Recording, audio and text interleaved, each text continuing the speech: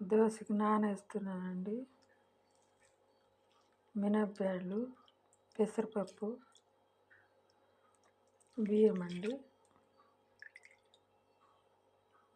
దీని నిండా 2 గ్లాసులు బియ్యం అండి.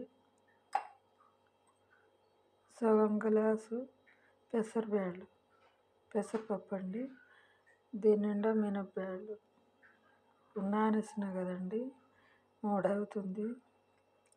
సాయంత్రం 6 గంటల దాకా నానిన తర్వాత సాయంత్రం 6 గంటలకు మిక్స్ చేసుకోండి.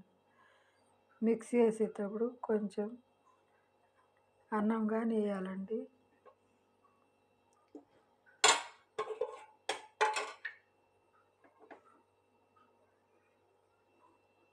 ఇంత వేయాలండి అన్నం.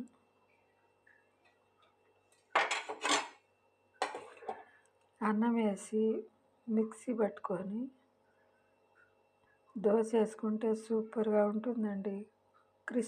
క్రిస్పీగా స్మూత్గా బాగుంటుందండి దోశ. సూపర్గా ఉంటుందండి దోశలు.